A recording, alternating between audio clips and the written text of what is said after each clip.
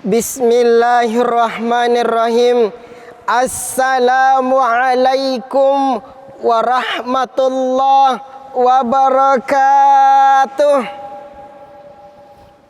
Alhamdulillahi rabbil alamin. Wassalatu wassalamu ala sayyidina Muhammadin wa ala alihi wa ashabihi ajmain, amma ba'd. Dewan Hakim yang arif dan bijaksana, yang insya Allah dirahmati oleh Allah Subhanahu wa Ta'ala. Presiden pertama Republik Indonesia, seorang proklamator yakni Bapak Insinyur Soekarno pernah mengatakan, berikan saya 10 pemuda, maka saya guncangkan dunia. Ini artinya pemuda adalah aset bangsa yang tak ternilai harganya. Di tangan pemudalah tergantung kemajuan atau kemunduran suatu negara.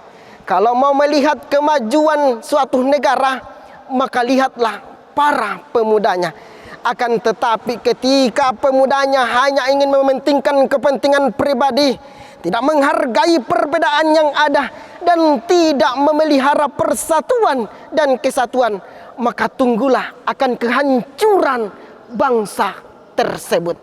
Berangkat dari penjelasan singkat di atas, maka izinkan Ananda membawakan dakwah Islamiyah yang berjudul memelihara persatuan dan kesatuan antar pemuda dalam menjaga NKRI. Persatuan adalah tiang penyangga daya suatu negara. Kemajuan atau kemunduran suatu negara ditentukan oleh persatuan dan kesatuan bangsanya. Bangsa yang makmur adalah bangsa yang bersatu, sedangkan bangsa yang hancur adalah bangsa yang berseteru. Pantaslah Hujjatul Islam Al-Imam Al-Ghazali rahimahumullah ta'ala menegaskan dalam kitab Ihya Ulumuddin. Beliau mengatakan, bersatulah seperti kedua tangan ini, jangan bercerai-berai seperti kedua telinga ini. Ketika tangan kanan ke depan, maka tangan kiri ke belakang. Ketika tangan kiri ke depan, maka tangan kanan ke belakang. Akhirnya kita berjalan lenggang kangkung. Akan tetapi hadirin, ketika kedua-duanya ke depan, persis vampir laksana satria baja hitam. Ilustrasi tersebut menggambarkan betapa pentingnya menjaga persatuan dan memupuk kesatuan di antara kita. Sebab perbedaan yang muncul dari keragaman negeri ini tidak mustahil menjadi pemicu lahirnya fanatisme buta, persaingan tidak sehat, perselisihan, perpecahan yang bisa meluluhlantahkan nilai-nilai kebersamaan, dan tidak mustahil membawa derita dan kehancuran bangsa kita. Na'udzubillah. Lalu bagaimana pandangan Islam mengenai tentang persatuan dan kesatuan? Sebagai jawabannya firman Allah Subhanahu wa Ta'ala di dalam Al-Quran surah Al-Hujurat ayat 13. A'udzu billahi minasyaitonir rajim. Bismillahirrahmanirrahim. Ya ayyuhan nasu inna khalaqnakum min dzakarin wa untsah. Wahai manusia, sesungguhnya kami telah menciptakan kamu dari seorang laki-laki dan seorang perempuan. Waja'alnakum syu'uban wa qabaila lita'arafu. Kemudian kami menjadikan kamu dari berbangsa-bangsa dan bersuku-suku agar kamu saling mengenal.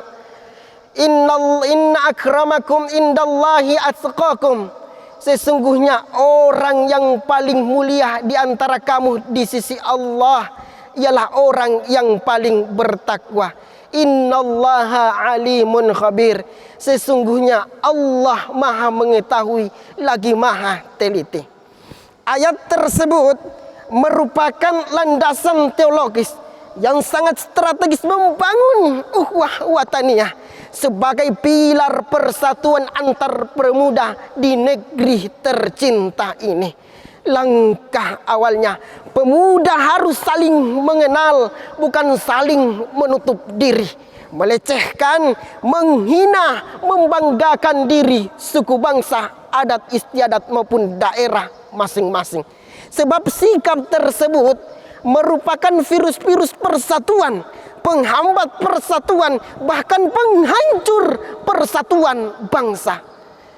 Saudara-saudara, apakah Anda rela bangsa yang besar, yang dibangun dengan susah payah oleh para pendahulu kita, dengan genangan air mata, cucuran keringat, bahkan pertumpahan darah sekalipun, apakah harus porak-poranda hanya gara-gara kepentingan pribadi, suku dan golongan? Tentu tidak. Oleh karena itu, kepada saudara-saudaraku sebangsa dan setanah air, kita perkokoh persatuan, kita bina kebersamaan, dan kita junjung tinggi semangat Bhinneka Tunggal Ika. Berbeda-beda tetapi satu tujuan. Dewan Hakim yang arif dan bijaksana, yang insya Allah dirahmati oleh Allah Subhanahu wa Ta'ala. Sebagai penutup dakwah Islamiyah pada kesempatan kali ini, maka kami tutup dengan perkataan suku Mandar. Dan tiap perbedaan mi pasti saraan nah mi pasti salah. Yari tiana disurung namalai tau si ganai anna si hargai. Perbedaan jangan melahirkan perpecahan, tetapi dengan perbedaan kita harus saling melengkapi dan saling menghargai. Demikianlah dakwah Islamiyah. Akhirul kalam. Assalamualaikum warahmatullahi wabarakatuh.